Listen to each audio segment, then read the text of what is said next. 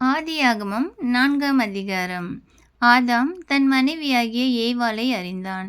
அவள் கர்ப்பவதியாகி காயினை பெற்று, கர்த்தரால் ஒரு மனுஷனை பெற்றேன் என்றாள்.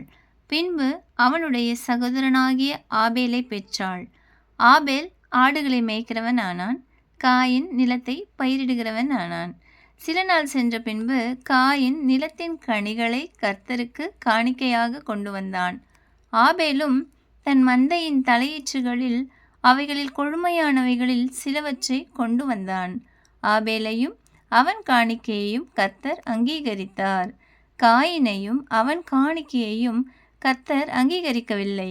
அப்பொழுது காயினுக்கு மிகவும் எரிச்சல் உண்டாகி அவன் முகநாடி வேறுபட்டது.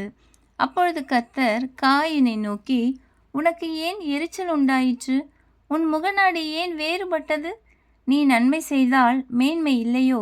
நீ நன்மை செய்யாதிருந்தால் பாவம் வாசற்படியில் படுத்திருக்கும். அவன் ஆசை உன்னை பற்றியிருக்கும். நீ அவனை ஆண்டு கொள்ளுவாய் என்றார். காயின் தன் சகோதரனாகிய ஆபேலோடே பேசினான். அவர்கள் வயல்வெளியில் இருக்கும் சமயத்தில் காயின் தன் சகோதரனாகிய ஆபேலுக்கு விரோதமாய் எழும்பி அவனை கொலை செய்தான். கர்த்தர் காயினை நோக்கி, உன் சகோதரனாகிய ஆபேல் எங்கே என்றார். அதற்கு அவன், நான் அறியேன், என் சகோதரனுக்கு நான் காவலாளியோ என்றான். அதற்கு அவர், என்ன செய்தாய்? உன் சகோதரனுடைய இரத்தத்தின் சத்தம் பூமியிலிருந்து என்னை நோக்கி கூப்பிடுகிறது. இப்பொழுது உன் சகோதரனுடைய இரத்தத்தை உன் கையிலே வாங்கிக் கொள்ள தன் வாயை திறந்த இந்த பூமியில் நீ சபிக்கப்பட்டிருப்பாய். நீ நிலத்தை பயிரிடும்போது அது தன் பலனை நீ உனக்கு கொடாது. நீ பூமியில் நிலையற்று அலைகிறவனாய் இருப்பாய் என்றார். அப்பொழுது காயின் கர்த்தரை நோக்கி, எனக்கு இட்ட தண்டனை என்னால் சகிக்க முடியாது. இன்று என்னை இந்த தேசத்திலிருந்து துரத்தி விடுகிறீர். நான் உமது சமூகத்துக்கு விலகி மறைந்து பூமியில் நிலையற்று அலைகிறவனாயிருப்பேன். என்னை கண்டுபிடிக்கிறவன் எவனும் என்னை கொன்று போடுவானே என்றான். அப்பொழுது கர்த்தர் அவனை நோக்கி, காயினை கொல்லுகிற எவன் மேலும் 7 பழி சுமரும் என்று சொல்லி, காயினை கண்டுபிடிக்கிறவன் எவனும் அவனை கொன்று போடாதபடிக்கு கர்த்தர் அவன் மேல் ஒரு அடையாளத்தை போட்டார்.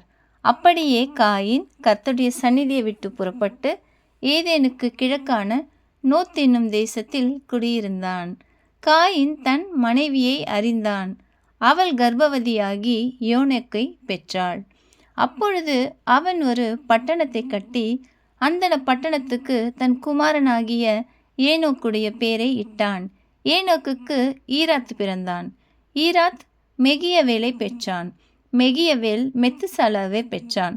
மெத்துசவேல் லாமெக்கை பெற்றான். லாமெக்கு 2 ஸ்திரீகளை விவாகம் பண்ணினான். ஒருத்திக்கு ஆதாள் என்று பேர், மற்றொருத்திக்கு சில்லாள் என்று பேர். ஆதாள் யாபாலை பெற்றாள். அவன் கூடாரங்களில் வாசம் பண்ணுகிறவர்களுக்கும் மந்தை மேய்க்கிறவர்களுக்கும் தகப்பனானான்.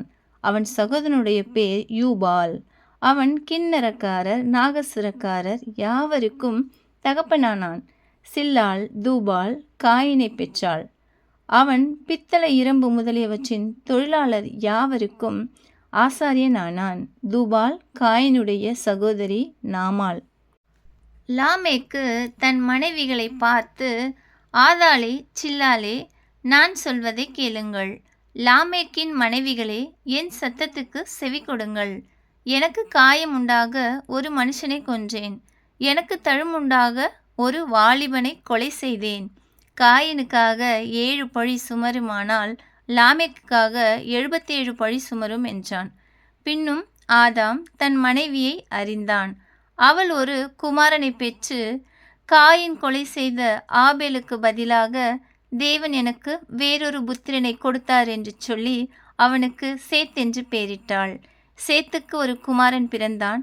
அவனுக்கு ஏனோஸ் என்று பெயரிட்டான். அப்பொழுது மனுஷர் கர்த்தருடைய நாமத்தை தொழுது கொள்ள ஆரம்பித்தார்கள்.